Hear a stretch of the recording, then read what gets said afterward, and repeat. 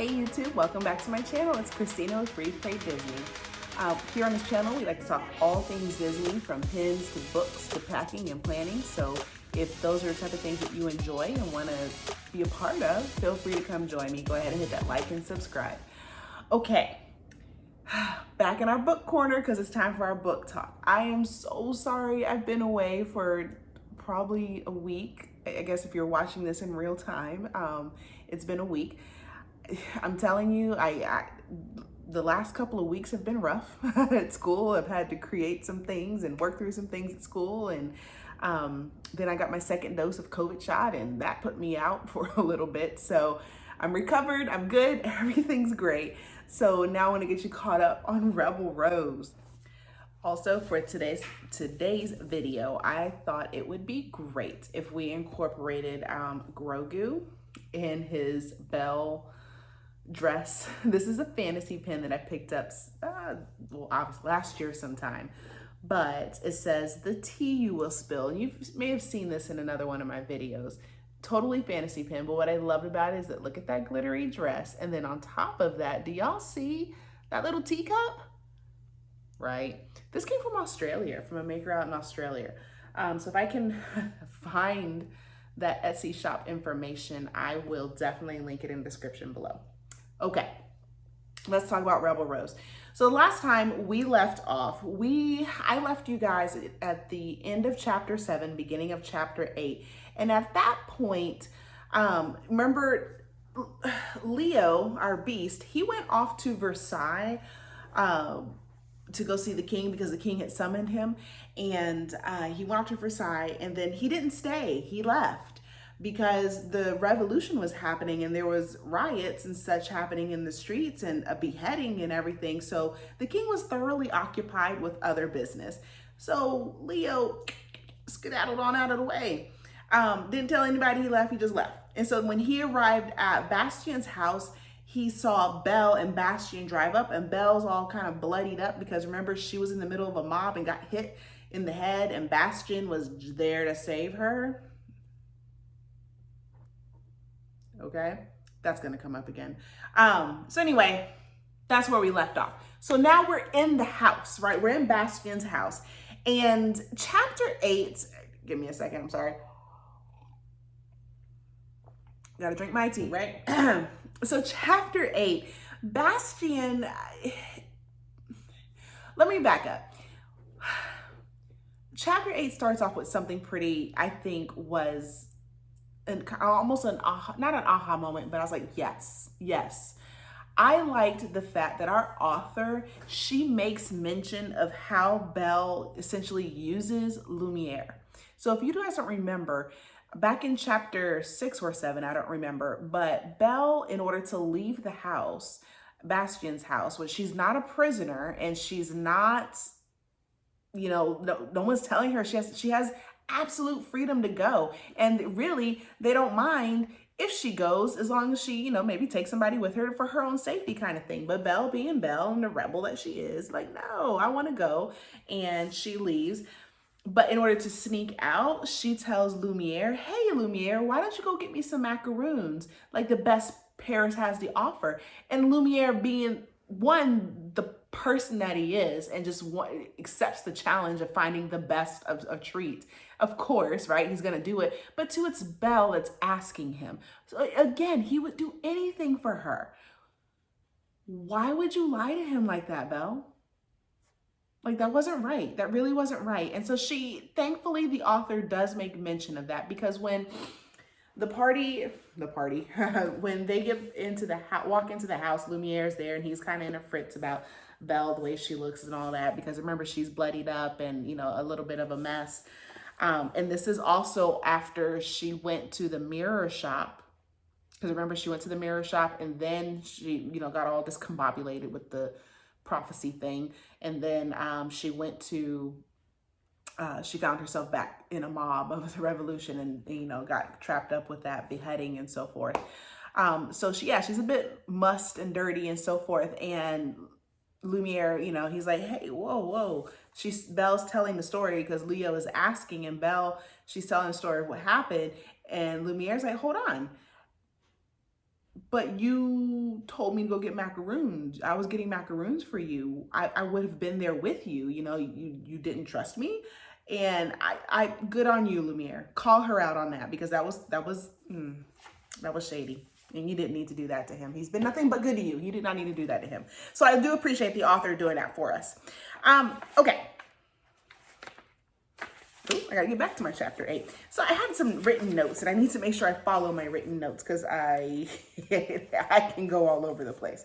Okay, so they're in the kitchen, and the guys are talking over what's going on. Bastien wants to hear about court, and obviously Leo wants to know why Belle and why, first of all, why is Bastien with Belle, and why is Belle the way she is, and what's going on. Both Bastien and Belle kind of side-eyed, like, we're not really going to tell him the whole truth. So, yeah, we're not just going to tell him the whole truth. So she kind of tells him, she doesn't tell him about the beheading. She definitely doesn't tell him about the mirror shop. And, they're just kind of all discussing this. And so what gets me, though, what we do find out in chapter 8 is that we kind of had a sense of it already, but a couple of things happen in this chapter that, one, we find out that Bastien, he's kind of a double-sided agent. Because remember, Marguerite had told us, or told Belle, that Leo was supposed to be best friends with the king. But here it is, now Leo is telling Bastien, now Bastien is telling Leo and Belle that the king is essentially stupid. So, and I quote, I say I quote, but give me a minute to get there. Okay, so the queen and the king's brother both want the king to leave Versailles for his safety, and essentially, if Paris has got to burn. Now remember, this is Marie Antoinette we're talking about. If it needs to burn, let it burn. Let's just go. But the king, he still believes that he can work it out with the revolutionaries.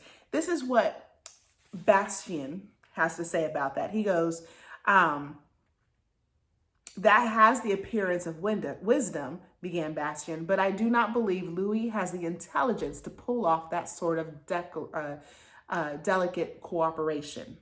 Okay. He further says, truth be told, Louis is weak. He will not withstand this. He should flee while he still can.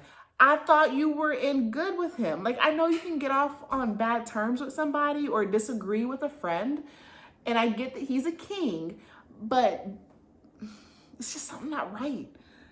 So you remember the dust jacket that we did a couple of videos ago when I introduced the book that I was going to read?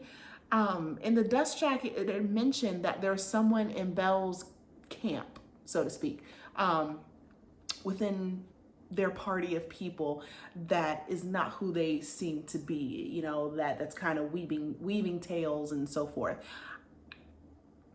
Here's my thought. I have a feeling that it might be Bastien. However, I would love a twisted ending, that it's not actually Bastien, it's going to be somebody else. Marguerite. I don't know, anybody. But right now we're led to kind of get that feeling that it's Bastien. So we'll see how that goes. Okay, so that's the thing that they kind of discuss. The other thing that I thought that was really cool that happened was that Belle, she kind of stood up for, she put her big girl pants on. She doesn't do it often, but she did do it this time. The guys are talking about what to do and so forth. And Belle says, you know what? I think we need to leave. We need to leave Paris and we need to go back to Avion. She specifically says, I don't think Avion owes France anything. Boom, mic drop. We needs to go, boo. And here's the best part. Leo's like, yes, ma'am, we sure do. Yes, go Belle. So, yes. So Leo, he's like, all right, we're going. And Bastien, weirdly, within Belle and Leo agree, yes, we are going to leave. And Bastien says, okay, we'll get everything packed. Really? That was easy. So Bastien's like, yeah, we'll have everything packed and you guys can go in the morning. Okay, whatever. Whose side are you on? I don't know. Anyway, so then the night comes, and Belle, we find out that Beast, Leo, he has been having nightmares and he's been having these awful dreams, and he's still haunted by the curse. In his nightmares, the curse hasn't broken. He's still Beast. So, and he wakes up, he's in this sweaty, fitted rage and so forth. And he eventually wakes up, and Belle's like, hey, what's going on? Are you okay? And he's like, I had the dream again, and they're not really talking about it, but he's like, I had a dream again. She's like, it's okay. And he's like, no, you don't understand. He goes, I always dream about losing you, but this time I've dreamt about losing you and Avion. What kind of crap is this? Where is a therapist when you need one? Okay. So, but to be fair, that's some serious PTSD he's dealing with, like that's 10 years as a Beast. And this is only a few months after that. So truth be told, he needs time to get through this.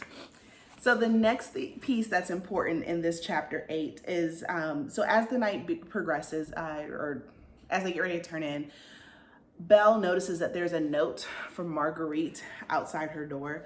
And Belle's like, okay, that's cool. There's a note here. So Marguerite essentially writes her and says, hey, happy to see you, meet you. And I really, really, really would love it if, I could show you around Paris, or, show you, enjoy your continental tour, so forth. And hey, by the way, when you get home, do you mind if I swing by? Is that too much? I mean, we just met, but that's okay. Is that too much?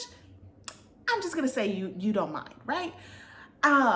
And Belle's like, yeah, I love that I met you, and you're more than welcome in Avion. We're going to cut our tour short here. We got to go. But, if you're in the woods, come say hi. Should we do that, Belle? But okay. So anyway, all of that happens in chapter 8. Really the only other thing that kind of is odd is that, Belle is still feeling a bit of uncertainty. So here's the thing. They wake up and they get ready to leave, and the house is in a flurry, a frenzy. Now, if it's only 2 people leaving in their household, folks, it's not a big deal. But no, they covering furniture. They're shutting stuff down because Bastien decided, hey, I'm coming to Avion too. Belle like, why? Why? But she won't speak up for it either. So there we go. We're setting the stage. All right. Chapter 9. So chapter 9 is the journey into Avion, and chapter 9 is probably the longer chapter, so I'm gonna try to condense it. So chapter 9, they're going into Avion. Now, what I appreciate what this author did here is she really kind of puts, it's not so subtle. I would love to say it's subtle hints. It's not so subtle. She puts it in your face. So they get to Avion, and we get greeted, by Mrs. Potts and Chip and the whole household, and even they call him Cho or something, but the little dog, like he was Sultan in the movies, and then he was called Frou-Frou, I think, in another series. I don't remember, but they call him Cho or Chon or something like that. It's something weird. But anyway, everybody's greeting everybody, and Leo walks upon some roses, and he's like, get those out of here. Probably didn't sound like that, but his sounded much more growly and aggressive and icy. You're like, whoa. Everybody kind of has a freeze moment, like, yes, we will remove those. Bastien doesn't know about the curse, supposedly. I don't know about him. I don't know what he knows and what he doesn't know. But Bastien supposedly doesn't know about the curse. And so he's like, ooh, okay, dude, like you and Marie Antoinette would get along really well. She a little crazy too. Like, that's an odd thing to say, Bastien, but of course you would because you're creepy. So anyway, they get back home and they're kind of setting up stuff, and everybody, the gangs, everybody happy to see everyone.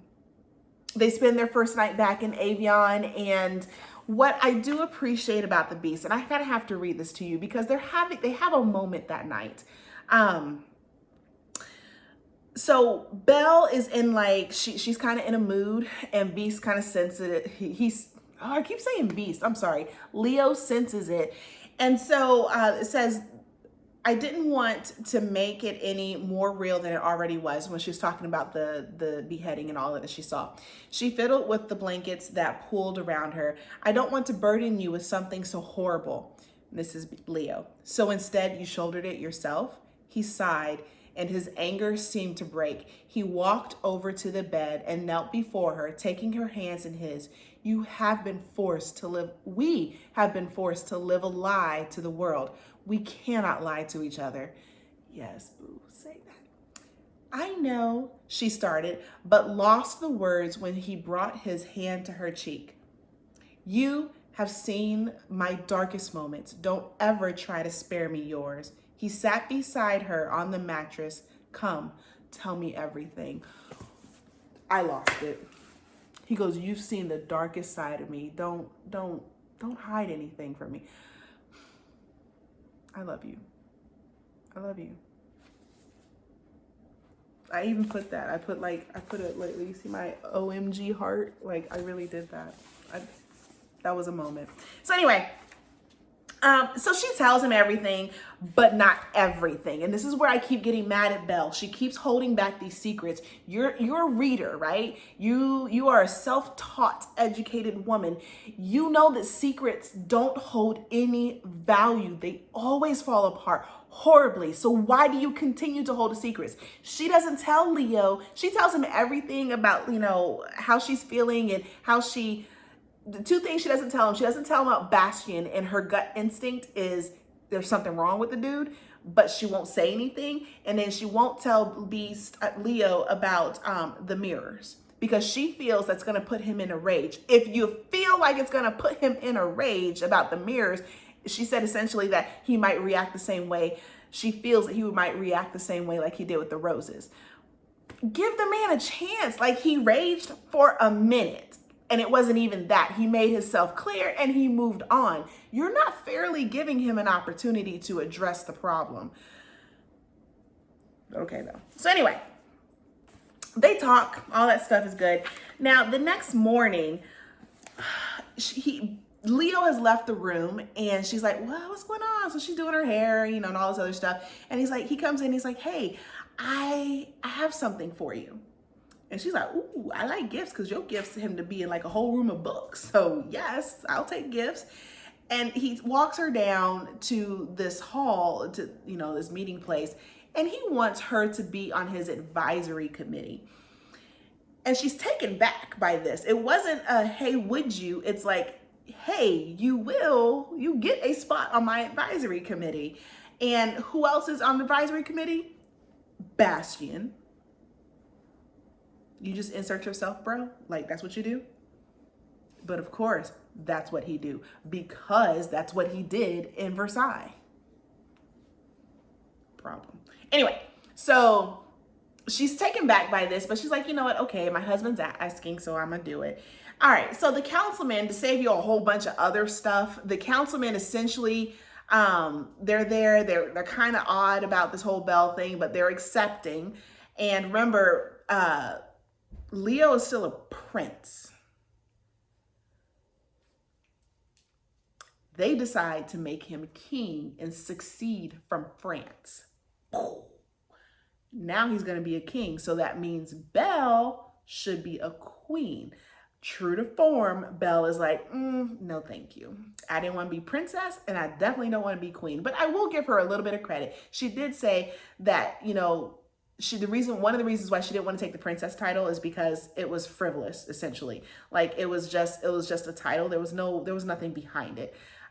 She does concede to the fact that being a queen, there's much more substantial to that, but she's still refusing to do it. And everybody's like, why? We're trying to make Avion better, and you're sitting here saying, I don't want to be queen. Bastian is Leo is even hurt by it. He's like, but he's standing with grace. So chapter 9 continues on with a little bit of that. And then it also goes into the does it go into the coronation?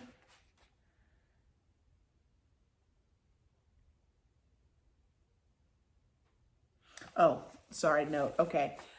This is what I like. Bastian, Bastian keeps dropping these hints. So one of the lines that he said, in order to get Leo to buy into being a king, and by the way, it's Bastian who brought it up. He's the one who mentioned it. He's the one that came up with the idea. It wasn't the other noblemen that are part of this council too. I'm telling you, Bastian's got some back end stuff. So one of the things he says, what good Bastian served, because the men were like, oh, wait a minute, before we agree to this might be treason. And he's like, what good is a king who cannot protect his own throne? I feel like you really laying the ground for something here, and that might come back to bite us. But, okay. He also says, Bastian stood and resisted, rested his hands on the tables. The seeds of revolution are spreading, whether you admit it or not. If you choose to remain loyal to a man lost in a mess of his own making, then you are choosing ignorance. Who are you, Bastian? Anyway, so they all agree. Beast is going to go ahead and get coronated. And I did it again, Beast. Leo is going to go ahead and get coronated. And coronated, is that even a word? Crowned. He's going to get crowned. All that to say, here's Belle. I know what's best for Avion. I just don't know if it's best for me. Meaning she knows that him being king is best for Avion, but she doesn't know if her being queen is best for Avion. But she also concedes to the fact that she could do a lot of good for Avion in the queen role. But then she goes back and says, well, I'm a commoner and I could probably do better with the commoners in the queen. Like, you knew this when you was marrying him, when you was marrying into royalty, period. Like, and I feel like at this point, the author is using Belle's back and forthness, and it's really annoying. Like, it's almost like, you know, poop or get off the pot, Belle. Like, come on, just make the choice and make the hard choice, and let's work through it. I'm tired. I am so tired of reading this back and forth, back and forth. Maybe I should, maybe I shouldn't, maybe I should, maybe I shouldn't. She's weak. That's really what it's building in my mind, is that she's weak. And I don't like thinking of Belle that way, but the way she is here, and like I said, we're on page 109, and we still don't have, she has bursts of confidence, but nothing substantial. And I'm tired of it. But anyway, all right. And then he says, I'll be king, he grimaced at thought, and you'll be Belle. That's Leo. He goes, I'll be king, and you'll just be Belle. Like, that's even awkward to say. That was awkward to read. That was just weird. See, here's my little, you see that right there? I was like, what my little, it was just awkward to read. But again, she's still sitting there talking to him about this, but she won't tell him about Bastian either. Part of her other problem not taking the queenship is because she feels like Bastian is like, he's manipulating Leo. Well, if that's the case, then say something, but she won't.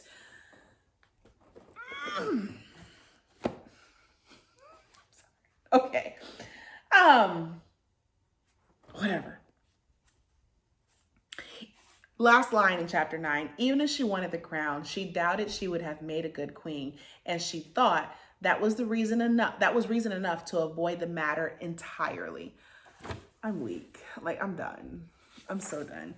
I'm gonna leave it there because this is getting long. I'm gonna leave it there, and I'll talk to you guys I'll do another video about chapter 10 and 11, because 8 and 9, there was a lot to unpack. Like, it went by pretty quickly, but it was just a lot there to unpack. So we'll talk about 8 and 9 in a little, or 10 and 11 in another video. Okay, guys? All that said and done, you're semi caught up. I don't know. Like, I'm enjoying reading it because really and truly I'm enjoying not liking the character that I love. It's putting me in a different headspace, and I like it. I am enjoying it. I'm mad as heck at the story, and I just want to throw it and be like, why? But I think that's also part of the fun of reading, is being able to have those feelings and to have those moments and to really connect with your story. I can be angry all I want, but if I don't feel anything from my story, that's when I want to put the book down. So I'm going to keep going with it. Absolutely. I'll get you 10 and 11 here in a little bit, like within the next day or so. And yeah, so go ahead and put a comment down below. Start thinking about what book you might want me to read next. I have a few on my list, but think about what would you like to hear me read and react to, okay? Well, as always, have a magically blessed day. Be amazing, be wonderful. Bye, guys.